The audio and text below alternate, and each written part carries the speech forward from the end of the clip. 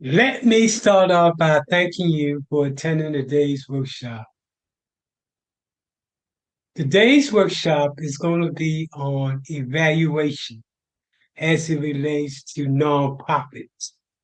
Evaluation basically speaks to how you prove to the funder what success looks like and how you plan to bring about that success.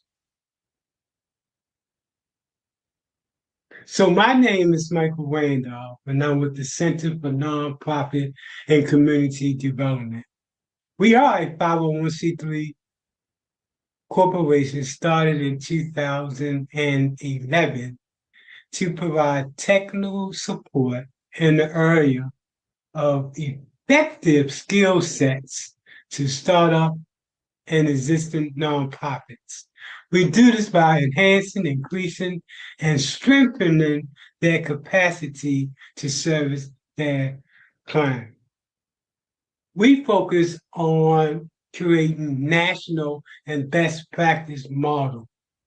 To date, we have provided technical assistance to over 3,500 nonprofits, government agencies, faith-based groups, businesses, and individuals in over 20 states.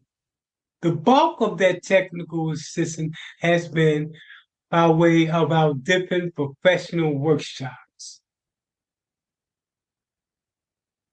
We have also assisted by providing the document needed to prepare for over 350 new nonprofits. Today's presentation is on evaluation. This is one of the most important components of grant development. This tells the funder how you plan to show what success look like and what are you going to do to bring about that success. There are two components to proving your program can be successful. The first part is called program evaluation. A program evaluation typically examines the achievements of program objectives. Next to it is what we call program measurements, how you plan to measure your success. Program measures may address the type or level of program activity conducted. This is called the process.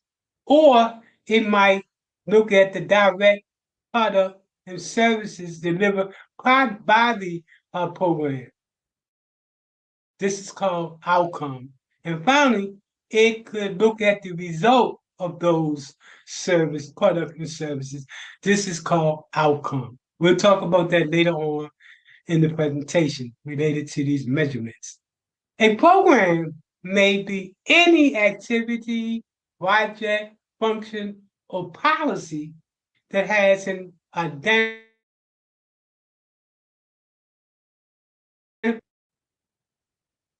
Let's talk about one of the first type of evaluation tools. This first one is called a goal-based. I'm sorry, let me repeat that. Goals-based evaluation. Goal-based evaluations are evaluating the extent to which programs are meeting your predetermined goals and objectives. And it consists of three parts. First, as you can see, the goals and objectives. Then in purple, as you can see, we want to examine the process and activities. And then finally, the last component that's in greenish is the outcome. We do this because we want to make sure that, and this is especially true for programs that's been around for years. You constantly have to double check to make sure that what you're doing is consistent with what you originally set out to do. The next evaluation tool is called an outcome-based evaluation.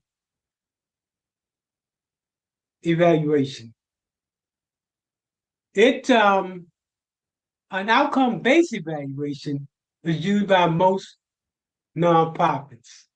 An outcome-based evaluation facilitates your asking if the organization is really doing the right programs to bring about the outcome you believe, or better yet, you verify to be needed by your clients, rather than disengaging in busy activities, which seems reasonable to do at times. So let's look at the goal outcome-based evaluation. First, you identify your goal.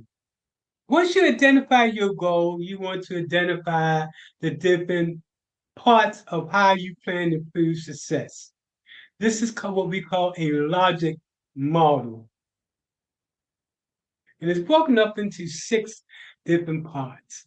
The first part is what? That is the process objective. What is it that you plan to do? The second column is how, or the activities you plan to bring about. And then the third column is the responsible person, or the who.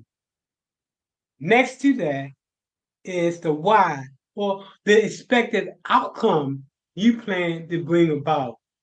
And next to that is the indicative measurements you plan to use, or in other words, the evidence you plan to use to show you've done what you say you're doing. And then next to that is the data source. The data source deals with the where. Where is the information at to verify what you say? For example, if we take sign-in sheets, where are those sign-in sheets, and how can we get to those sign-in sheets? And then finally, the last component is the time of measurement, or the when. When does everything occur from the beginning to the end? The next type of evaluation is called a process-based evaluation, or a theory of change.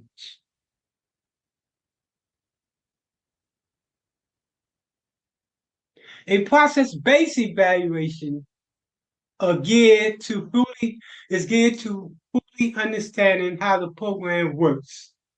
How does it produce the results that it does?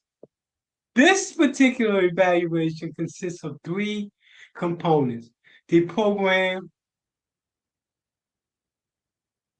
community need and problem statement, the specific intervention you plan to bring into play, and then finally, the intended outcome that you plan to bring around. And when we say specific intervention, you need to really break it down. Like, we plan to do this program for 6 months. And in that 6-month period of time, we plan to do it every week and 2 times a week. And also in that evaluation, you have to put down the length of time per class: 1 hour, 2 hours, or 3 times. This is called your theory of change. All 3 of these combined together go towards showing the funder what success look like, what they can hold you up to in terms of the results that you plan to bring about, and how you plan to bring about those results.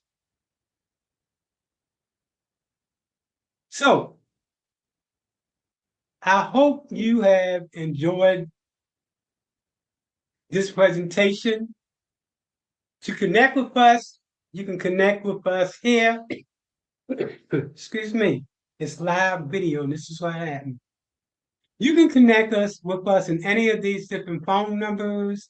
You can connect to us on YouTube, LinkedIn, and Facebook. Also, tell us how we can help you. We do have attached a link to a form that we use to evaluate how we can be of greater service to you. Again, continue to follow us. We provide all kind of professional training when it comes to nonprofits.